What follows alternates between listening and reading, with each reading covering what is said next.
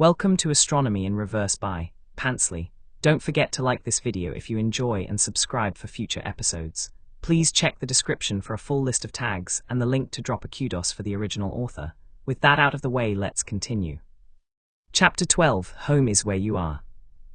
For the first half of the flight, the three of them sit in a tense, awkward silence. Peter staring out the window, Steve staring at Bucky glancing between the two.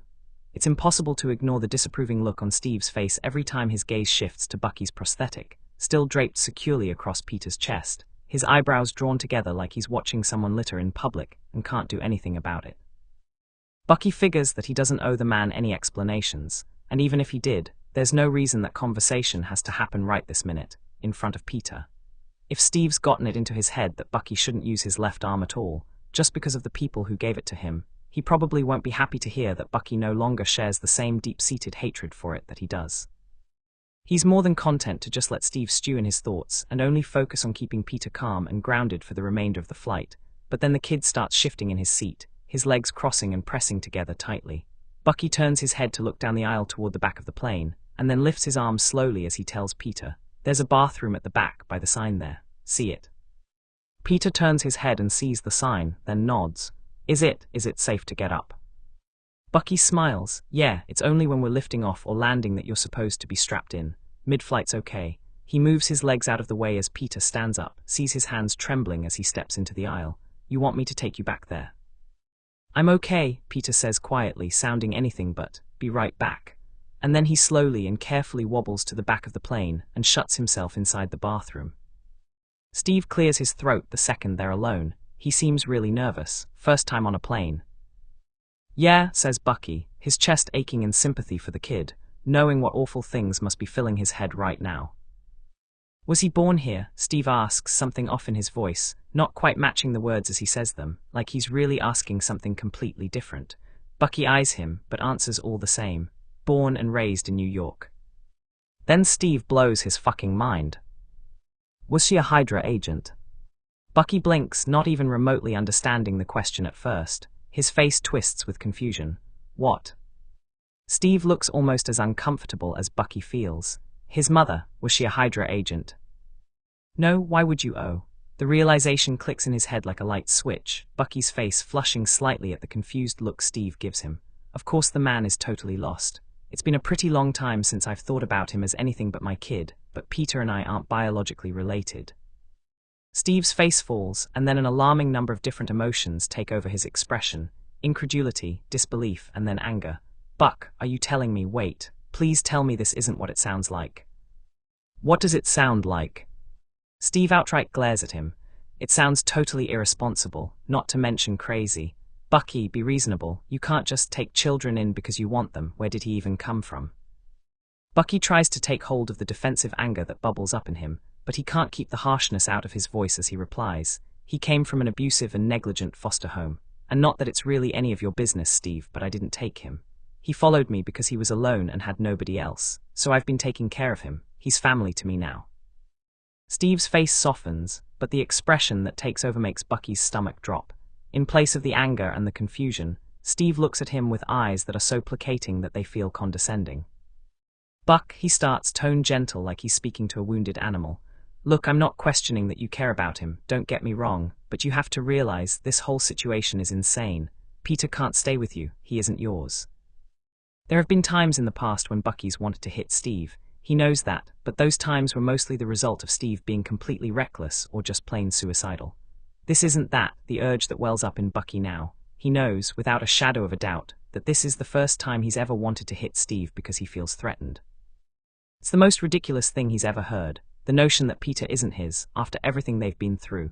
After the thousands of hours Bucky spent working alongside Frank to keep food in his kid's belly and a roof over his head. After Bucky forced himself to do things for Peter he couldn't find the strength to do for himself. How can Steve say Peter isn't his, after Bucky conquered a mountain of traumas born of almost a century of torture for Peter's sake? How can he say Peter isn't his after Peter gave up the only thing that mattered to him, the ability to be Spider-Man and save lives, just to stay with Bucky? How can he not see that just because he doesn't have a fucking piece of paper that says so, he and Peter are closer than most fathers and sons could ever hope to be? Then again, Steve's only known about Peter for a few hours, and it's not like their dilapidated apartment exactly screamed warm and cozy. Still though, while Bucky understands the man's doubt, it doesn't make his own reply any less biting. "You have nothing to say about it," he says slowly, rage dripping off of every word. "Not about me and not about my kid." Steve opens his mouth to reply, but closes it again as the door to the bathroom opens at the end of the aisle, and Peter slowly walks back, looking pale and flushed and zapping Bucky's anger out of him instantly. Bucky holds out his hands to steady the boy as he sits back down, and Peter doesn't wait for an invitation before he's leaning against Bucky's side again, curling up on his seat and letting his dad take the weight of his trembling, anxious body completely. Steve watches as Bucky gently rubs the kid's back and soothes him, lulling him enough that Peter can fall into a light, fitful sleep, and thankfully chooses to keep the rest of his ignorant comments to himself. Bucky's sure he learns all he needs to know about Tony Stark by seeing his definition of a quaint family cottage. There's nowhere on the property for the plane to land, so it touches down on a nearby golf course driveway, which Bucky suspects the man privately owns, where a car is waiting for them to take them the rest of the way to the cottage. He expects a small cabin on a lake somewhere, but as the car journeys down a long, well-maintained road, the houses only grow more extravagant, or rather their front gates do. All the actual buildings are backed onto properties too far behind the trees to see, but their gated driveways only become more and more unnecessarily fancy, each one named like their public property. Vitito Gardens, the Carrington Manor, a large, eye-catching, hand-painted sign that reads Pegasus Trail Rides with a bronze statue of a horse rearing beneath it, and finally, the Stark family estate. The car stops to wait for the automatic gate to slide open, and then it's pulling up the driveway, a road so ridiculously long that it's another 2 minutes before it pulls up in front of a large building. Peter actually sits up when the car stops, ungluing himself from Bucky's side for the first time since they disembarked from the plane. Both of them stare wide-eyed at the large mansion that towers over them, an absolutely gigantic building surrounded by an immaculately manicured lawn, complete with a perfectly laid cobblestone path and an ivory fountain at the base of the stairs. It's so outrageously garish that Bucky half expects every piece of furniture and decor inside to be made of solid gold. And he has no fucking idea how Stark could look at a house this ridiculously ornate and think of it as a cottage. It's almost as large as Peter's school, for Christ's sake, and that thing holds 1,000 people during the week. As they step out of the car, he and Peter step a little closer to each other in the mansion's shadow, daunted. Steve steps up beside Bucky, and he looks as detached as Bucky feels, eyeing the building with a hint of exasperation visible in his furrowed eyebrows. And then the large double doors open, and Peter clenches his fist in the back of Bucky's shirt beneath his jacket as Tony Stark steps onto the porch and observes them. "If you guys are done gawking at the outside, maybe consider actually coming in so you can gawk at the inside instead." He turns to go back inside, then stops and looks at Steve. "Rhodey doesn't want to stay, so you can go ahead and leave Sam in the car. Rhodey'll take him home." Steve turns and looks at Sam through the window, who nods. So he turns back to the house and follows Bucky and Peter into it. The inside is exactly as lush as the outside led them to believe, and the only quality of this entire place that is at all cabin-like is the dark, earthy tones everything has, from the flooring to the furniture. Even the paintings on the wall are tastefully painted lakes and landscapes, all nicely complementing the bronzes and dark browns of the hardwood floors and leather upholstery. Peter's got a look on his face halfway between excited and scared shitless, but he doesn't say anything, following close behind Bucky as they move from room to room while Stark tour them around. Bucky doesn't say anything either, concentrating on committing the place's floor plan to memory just in case, until they pass by the fourth set of balcony doors so far and Bucky can't help but ask, "How exactly are you going to put this place into lockdown?" Stark doesn't even turn his head, just continues walking. "AI," he responds blandly with an idle wave of his hand, completely bored. "The entire house and the grounds are being monitored by my AI Friday. Say hi, Friday." "Hello," says a gentle female voice from above. Bucky looks up and eyes the ceiling warily, looking for the speakers and cameras, but Peter quietly gasps and fixes his gaze on a tiny black square in the patterned wallpaper, his anxiety forgotten for the moment. "That's so cool," he quietly says, gaze locked on the little black square. Bucky distantly wonders if he was able to find it so quickly thanks to his heightened senses, or if he really does just have that much of an eye for tech. Probably both. "Hi Friday, I'm Peter." "Hello Peter," the AI replies smoothly, somehow sounding pleased, which is eerie to Bucky in a deeply unsettling way. "Welcome to your new home. Please let me know if there is anything I can do to assist you." Peter's excited face falls at the words "new home," and he glances back at Bucky with a tense and nervous expression. But Bucky's gaze is locked on the back of Stark's head, who swivels around to face them and chuckles nervously, tapping the band around his wrist firmly with his fingers. "Okay, Friday, that's enough. Mute." There's a beat of awkward silence between them before Stark swiftly and smoothly begins the tour again. The house is huge, but most of it is open. Very few walls separate the kitchen, the dining room, the main living room. It's excessive in ways Bucky can't really comprehend. The man stops when they pass a dark staircase with a closed door at the bottom, presumably leading to a basement. "That down there is my lab," Stark says, and neither him nor Bucky miss the way Peter's head perks up at the word. It's small, nothing like the one at home, but there is some decent tech down there. He smiles at Peter, and the look of excitement he gives his son makes Bucky's hackles raise protectively. "I'll show you sometime." Before Bucky can tell the man to back the hell off, Peter eagerly asks, "Really?" with wide, hopeful eyes, his discomfort from earlier apparently forgotten. Bucky doesn't have the heart to forbid him, even when Stark's smile widens and he says, "Sure, kiddo," seemingly about to reach out and ruffle Peter's hair. But he catches the look Bucky gives him, and he drops his arm immediately and turns around to carry on the tour. He knows the heated glare he keeps pointed at Stark's back is unsettling, since the man keeps a sizable distance between them for the rest of the tour, not even speaking to Bucky directly until they reach the hall of bedrooms. He gestures to two doors next to each other, then addresses Bucky and Peter. "Figured you'd probably want to be next to each other, so these rooms are yours if you want them. They're guest rooms, so they're pretty sparse, but I'm sure you're used to that." "The fuck is that supposed to mean?" Bucky says, noting the way Stark's face pales a little, looking slightly mortified, like he wasn't expecting those words to come out of his mouth either. He schools his features, though, and changes his tone for a more jovial, humorous one as he replies, "It means I've seen the inside of your apartment. And also that, luckily for you, there's an actual bed in that room that your giant ass will fit in." He turns to Peter and smiles again. "And you'll actually get your own beds, too?"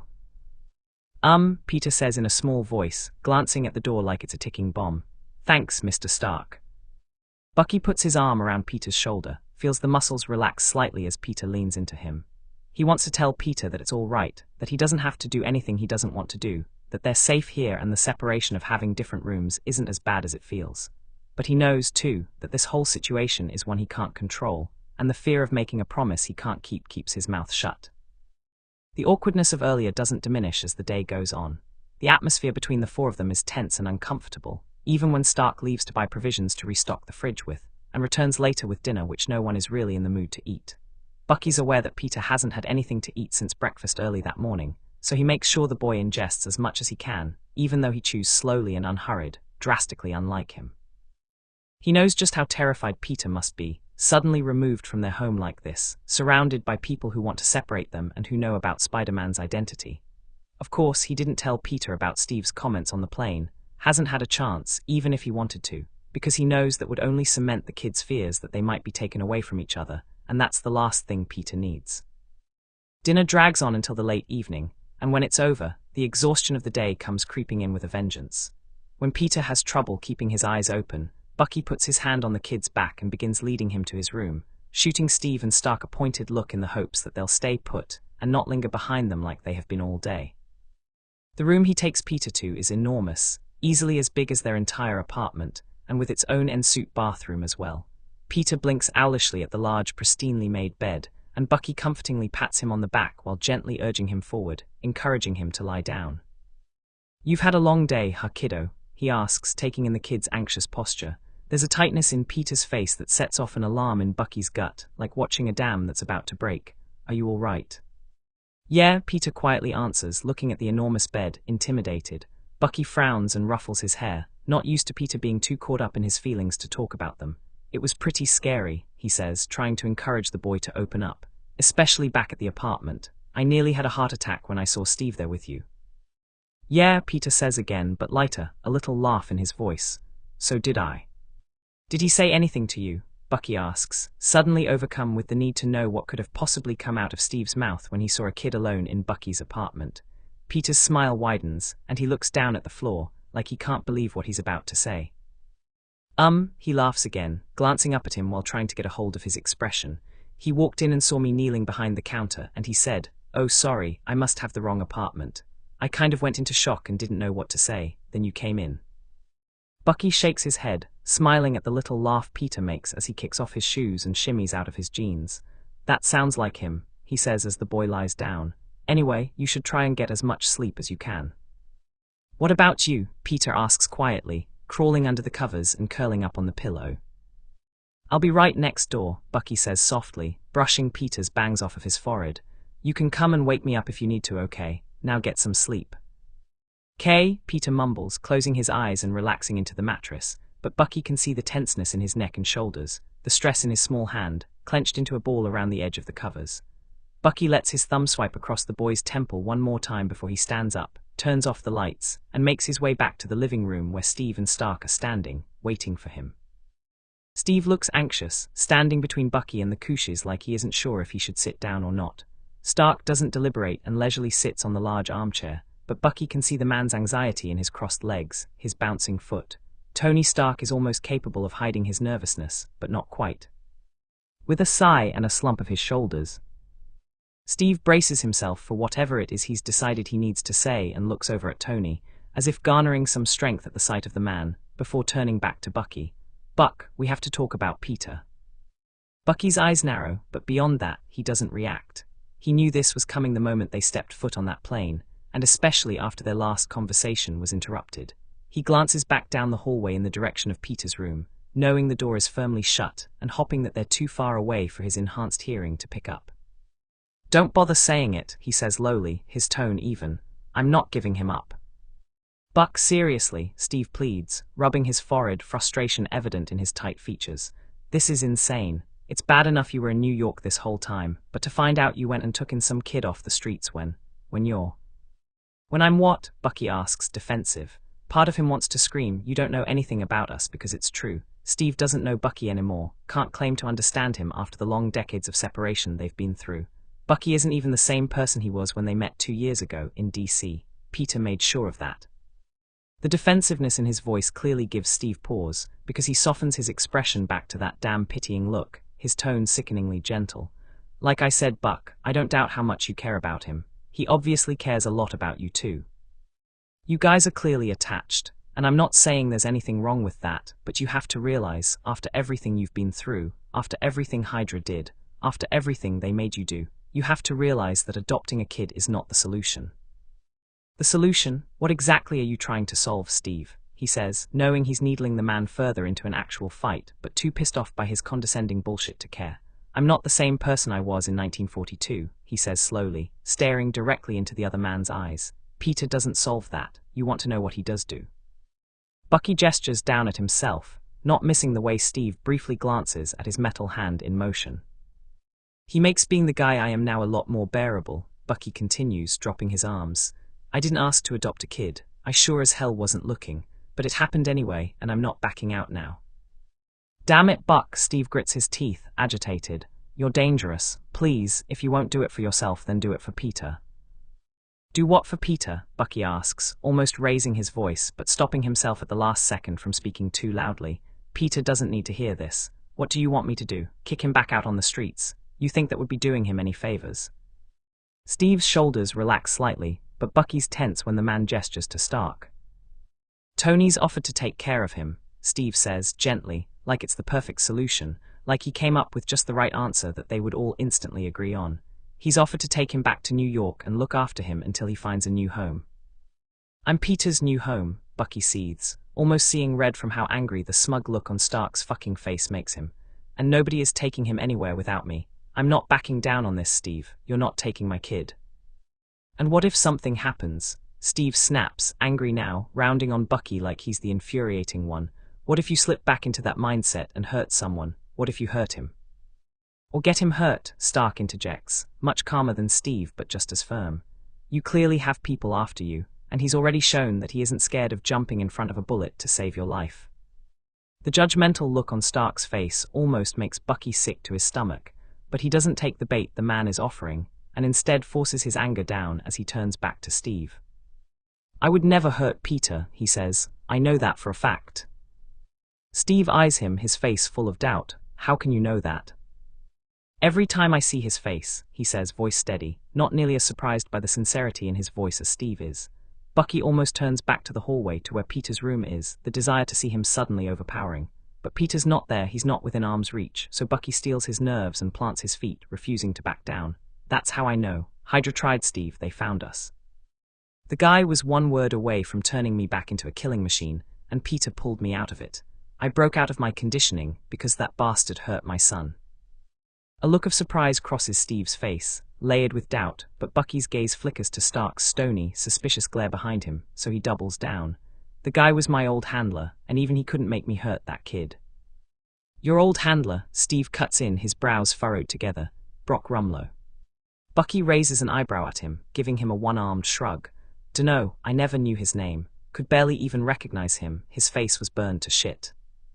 Buck, he's dead, Steve says, no small amount of relief in his voice. He died in the suicide bombing in Lagos. The confusion must be apparent on his face, because Steve gives him a small smile and continues. I've spent the last 2 years dismantling Hydra trying to find you. They're done for Buck. We haven't found so much as a trace of any remaining factions in months. Doubt festers deep in his gut, shadowed by no small degree of alarm. But I thought Hydra was the one who bombed the UN to flush me out. Stark doesn't look convinced, but Steve shakes his head with a small shrug. Rumlow was the final Hydra agent we had to track down. Every base is deserted, and every member with any kind of status whatsoever is either behind bars or dead. He looks up at Bucky then, his eyes apologetic and apprehensive in equal measure. It must have been someone else. He rubs his forehead with the cool metal of his left hand, his chest feeling tight. It was bad enough when he thought it was Hydra after him, the faceless, insidious thing that's been shadowing him for a lifetime. But to hear that that might not be the case, that there's someone else out there even more unknown to him, hunting him down, raises the panic in Bucky's body to an almost unbearable level.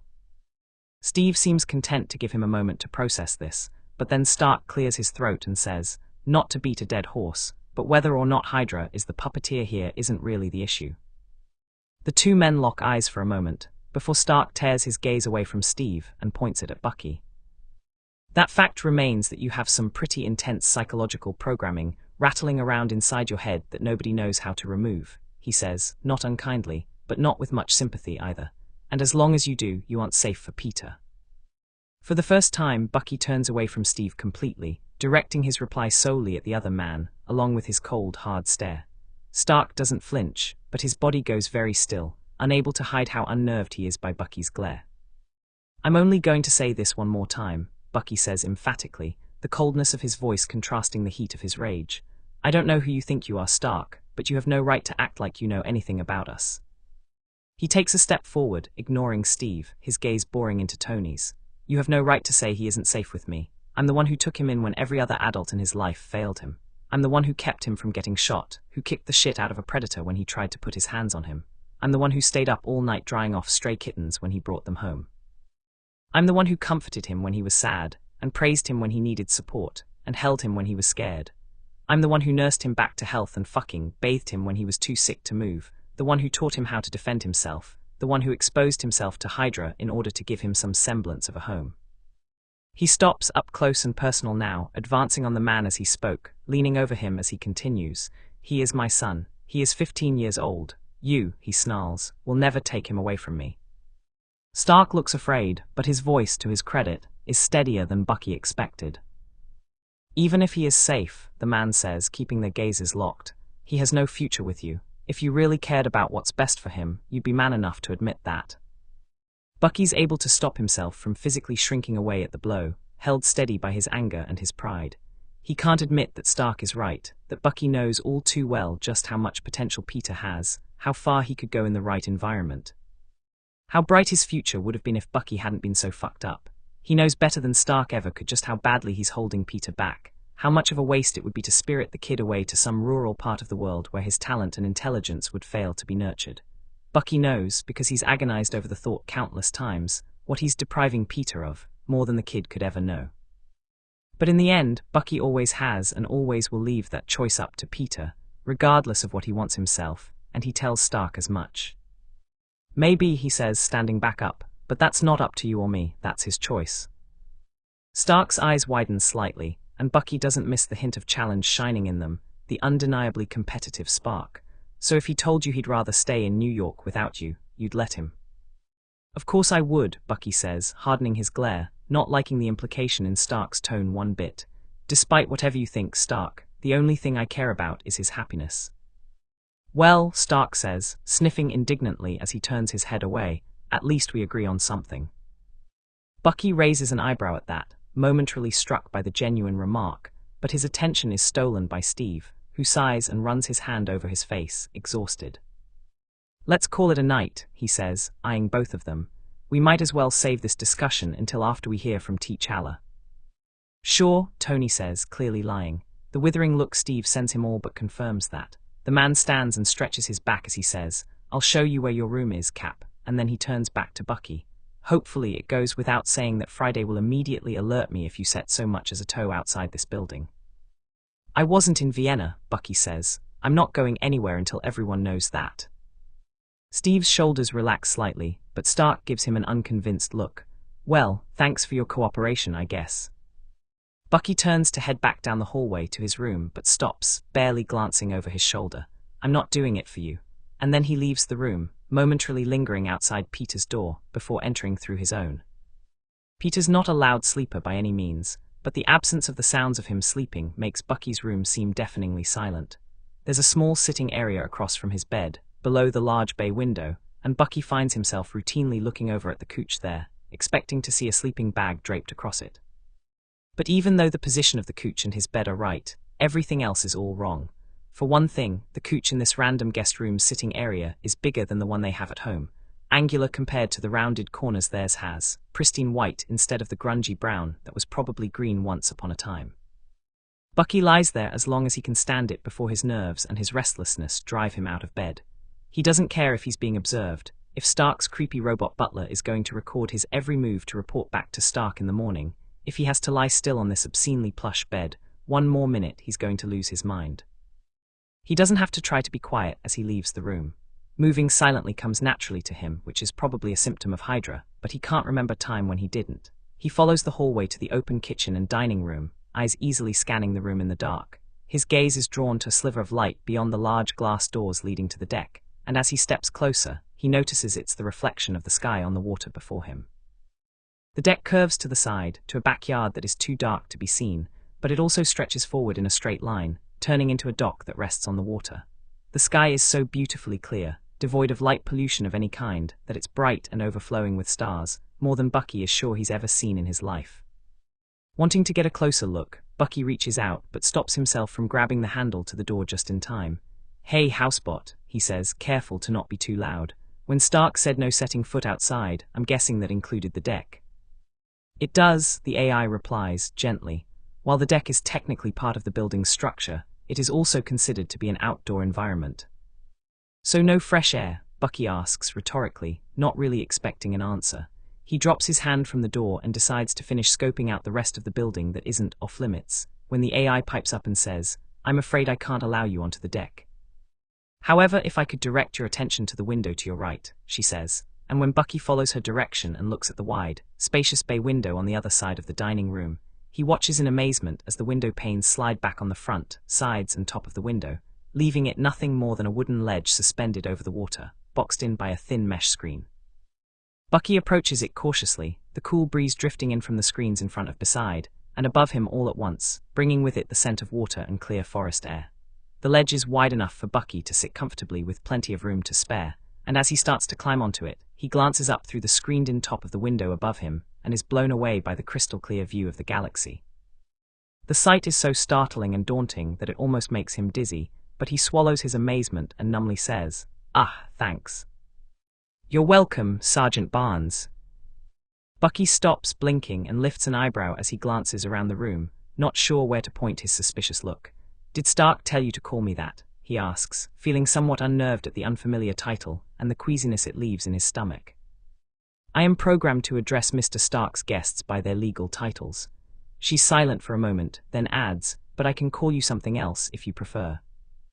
"Anything else?" Bucky thinks, resting his head against the window casing, suddenly struck by the memory of an awful face, peering down at him, smiling, the light shimmering off of his glasses. "Good morning, Sergeant Barnes." Hands on his skin, warm and damp, closing around the barely healed socket of where his left arm used to be. "Shall we continue where we left off?" Bucky takes a deep breath and tries to say, "Call me Bucky," but it comes out as a broken whisper, too defeated and ragged to be heard, surely. But the AI makes an odd beeping noise above him, then softly says, "As you wish, Bucky," and he releases the breath he didn't realize he'd been holding and sinks down onto the window ledge, the stars forgotten. His left arm fists into the front of his shirt, stretching the fabric irreversibly. His mind is a mess all of a sudden, a swarm of disconnected words, all smacking together as they swirl inside his head. I'm Bucky, he urgently tells himself, forcing the thoughts through the impenetrable storm, trying to give them shape, make them true. I'm Bucky. But it doesn't feel right, it feels untrue, unlike a lie. It feels like a fact that's been changed, the old version of a new reality. I'm Bucky. His eyes shoot open at the sound of a door opening, followed by the creak of footsteps rooms away, down the hall. Bucky heaves in a couple of deep, much-needed breaths as he turns his head in the direction of the noises, his mind blanking at the light sound of tentative knocking. Dad, calls a quiet voice, and a door creaks as it's opened. Dad. Yeah, Peter, I'm here, Bucky says instantly, pushing off the ledge of the bay window and moving toward the mouth of the hallway. I'm right here, are you okay? Peter comes rushing down the hall, barely managing to stop before he barrels into him. What are you doing out here? I went into your room and you weren't there. I came out here because I couldn't sleep. I was just taking a look around, Bucky gently says, subconsciously taking Peter's shoulders in his hands to make sure the kid is okay, Peter's wide, terrified eyes setting his already shot nerves on edge. Well then leave a note or something, don't just not be in your room, Peter says, anxiety pouring off him, and the frightened sound of his voice mixed with the ridiculousness of his request actually manages to calm Bucky down. Hey, he says, cupping the back of Peter's head, running his fingers through his hair to soothe him. Hey Peter, you're okay. What happened? Did you have a bad dream or something? Peter shakes his head, averting his eyes, looking somewhat embarrassed. I woke up and you weren't there, he says, his voice small. And then my room felt really weird and way too big, and I just really wanted to see you. Bucky hugs him, feeling guilty despite the fact that he would never make Peter feel like this on purpose, and sympathetic because he knows exactly what Peter means, that in this backward situation, the only thing they have that is familiar and any source of comfort is each other. You can stay out here with me if you want, he says, an idea coming to him. Actually, yeah, come here, you'll love this. He guides a quizzical Peter back over to the bay window, and gestures for him to take a seat when the kid glances at him questioningly. Bucky smiles when the confused look deepens on Peter's face, and then he points upward and watches, grinning, as Peter looks up and his eyes widen in astonishment. Whoa! Peter's mouth opens in a silent gasp as he takes in the vast sky, brightened by trillions and trillions of glimmering white stars. His face is illuminated by the pale, cold light settling down on them both, so Bucky can easily see the anxiety and stress in his features melt away to wonder, to amazement, and it's the best feeling in the world. Hang on a second, he says as he walks over to the sitting area and grabs the throw blankets draped across the back of the armchairs, carrying them back over to the bay window, unnoticed by Peter, who still hasn't looked away from the sky once. Bucky smiles and wraps one of the blankets around his kid's shoulders, then takes his own seat in the corner of the ledge, Peter resting against his knees. This is amazing, Peter breathes, pulling the blanket tighter around himself. I didn't know stars actually looked like this without a telescope. I thought it was just in movies. The smile on his face doesn't waver, but an insidious doubt crawls up the back of Bucky's neck, dampening the moment. He observes the gentle look on Peter's face, his wide-eyed gaze, his amazed smile, and feels a stab of shame as Stark's words come flooding back to him. He has no future with you. Part of him doesn't believe it because he knows Peter, and Peter has a future no matter where he ends up. That's the kind of person he is, his genius, his work ethic, his compassion. He's the kind of person who makes everything around him better. If he ended up in a backwoods village with dirt roads and a single well, Bucky doesn't doubt for a second that Peter would make it a paradise, smiling the whole time. That's the goodness of Peter, really, in a way that Bucky has never seen before. He makes everything he touches better, like magic, born of an inherent desire to do good and the drive to bring that good to life. He's the opposite of Bucky, who has only wrecked everything he's ever laid his hands on, and it burns him up inside that Tony Stark knows it. His attention is brought back when Peter lightly shivers, and he rests his metal hand on the kid's shoulder, gently tugging him in when he looks at him. Come here, he says softly, and turns Peter so his back is to his chest, more than enough room on this ridiculously spacious window ledge for Peter to sit between his legs, curled against his chest, one blanket wrapped around his shoulders and the other laid across their laps. Peter sighs deeply and relaxes in Bucky's hold, pulling his arms tighter around him contentedly. Bucky rests the back of his head against the wall, tipping his head back to look up at the stars, Peter's hair tickling his throat as the boy does the same. Peter, Bucky says quietly, hatting the words about to come out of his mouth, you don't have to be here if you don't want to be. Peter tenses, what do you mean? You could go home, he says, hugging him tighter. To New York. You could stay in school and wait for this to blow over until I can come back to you." A long, silent moment passes between them, and Bucky is sure that the next word out of Peter's mouth is going to be, "Okay," or some other variation of agreement. But what Peter actually does is take a watery breath, voice on the edge of tears, and sadly whisper, "I can't go home." "What do you mean?" Bucky asks, reluctantly letting Peter sit up and turn around, hatting his son's crushed look and the sight of his wet eyes. "To our apartment," Peter says a little firmer. "To Queens, you don't get it. Why would I go back there without you? They're just places now." His eyes brim with tears, but he fights with everything he has to keep them from falling. "It was the same thing when Ben and May died. They took me to the apartment to grab my stuff and everything looked different. It was just a room with things in it, even though I'd grown up there and it was the only home I remembered. It wasn't home anymore." Peter reaches forward and trails his fingers along the grooves and indentations of Bucky's metal hand, resting on his knee, absent-mindedly, like he isn't aware he's doing it. Bucky flips his hand over so the back is resting on his kneecap, palm up, so he can feel Peter's small hand outline the metal better. "It would be the same thing if I went back to our apartment now," Peter says, sniffling. "It'd be the same thing if I went back to foster care or stayed with Ned or anybody else. It'd just be places filled with things and people. It wouldn't be home." He looks up at him then, so stubborn, but begging Bucky to understand. "We could go to Mongolia and live in a yurt and that would be home because you'd be there." Bucky closes his hand around Peter's, relishes in the warmth that spreads through his fingers. "I do get it, Peter," he says, coaxing him back into his arms, hugging him even tighter against his chest. "You aren't the only one who feels like that. It's the same for me. The world was just a place filled with people until I found you." Peter hugs him, and Bucky lets his cheek rest against the top of the boy's head, feels the brush of his soft curls against his skin. "I was just existing until I met you, and now the only thing I give a damn about is making sure you're happy and healthy and safe. I'd give my right arm to avoid being separated from you, but I'd do it if it's what you wanted." "It's not what I want," Peter begs, voice layered with tears again. "I don't care where we are, Dad, I just want to stay with you."